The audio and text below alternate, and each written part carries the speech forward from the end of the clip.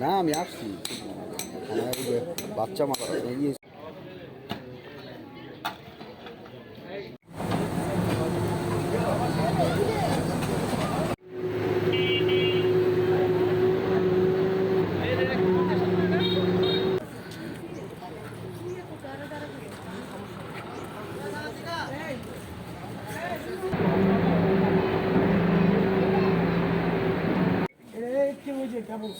যেখান থেকে জানছে আর আমার কথা হলো এই যে ইলিগাল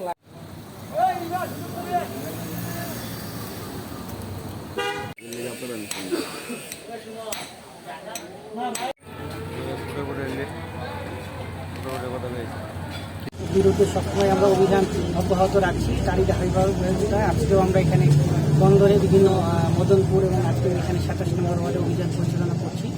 এই অভিযানে আমরা 4টি দোকান এবং একটি বাসাবাড়ি মিলে সর্বমোট 65,000 টাকা অর্থদণ্ড প্রদান করেছি এবং এখানে একটি গ্রামের যে মেইন সোর্স যেখানে অবৈধ সংযোগ দিয়েছি সেই সংযোগটি আমরা বিচ্ছিন্ন করছি এবং আমাদের এই অভিযান সবসময় অব্যাহত থাকবে যেন অবৈধ যেসব সংযোগ রয়েছে তারা যেন কোনোভাবেই এই গ্যাস ব্যবহার করতে না পারে।